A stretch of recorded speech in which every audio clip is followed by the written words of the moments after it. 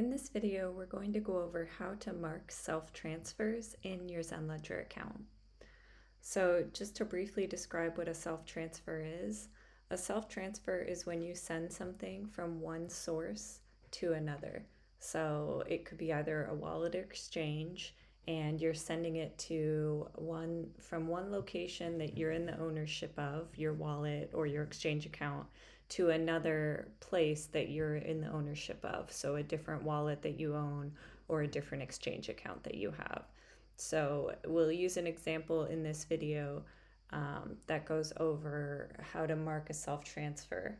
Self-transfers are typically automatically paired up in the ZenLedger software if two things are congruent. So if the times are the same, the time of the transactions are within a certain amount of time from each other, very close together, and if the values of the token are the same when you send it from one to the other.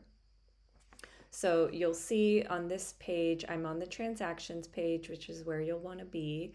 Right now we're displaying it with the legacy version toggled off, so we are in the new UI, and I'll use this transaction here as an example.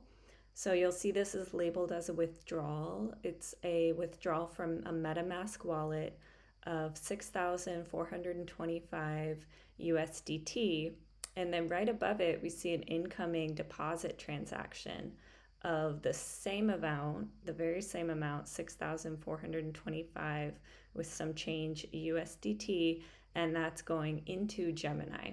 So this is a very clear example of a self-transfer that is not yet paired together. So it's being sent from the MetaMask wallet to the Gemini account. We have a withdrawal and a deposit at almost the exact same time, within 15 minutes of each other.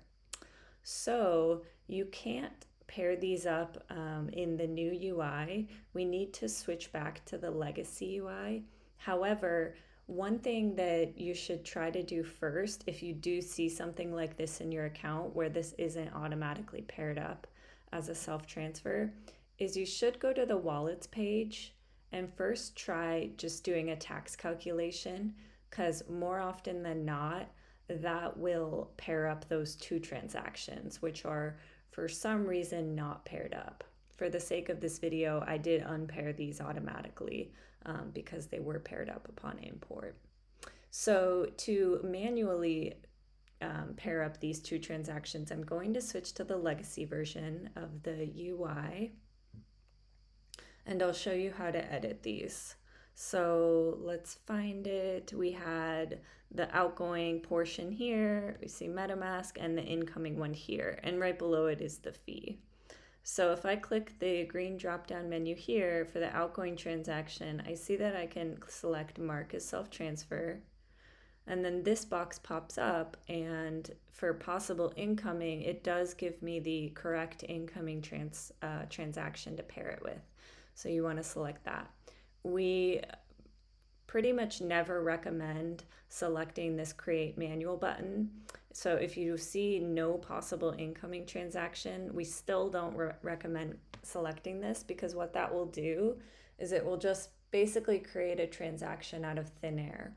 So if it's the case that you're trying to pair self-transfers, but you don't see anything listed under possible incoming, no transaction appears, then we recommend that you think back to what may be missing in your transactions imports. So you might, for example, be missing this exchange of Gemini, or a different one in whichever case it is for you.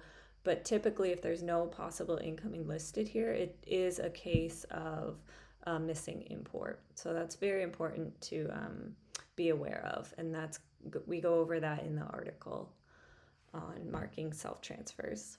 But for the sake of this video, I selected the possible incoming, which I know is correct. I'm going to select update, and then we should see these pair up here in a moment. Yep, so self-transfer incoming, self-transfer outgoing. If I go back to the new UI version, those should show as paired up, and it does in fact show that. So now it's listed as self-transfer, USDT from MetaMask going into Gemini. So that is an example of how to pair up self-transfers in your ZenLedger account.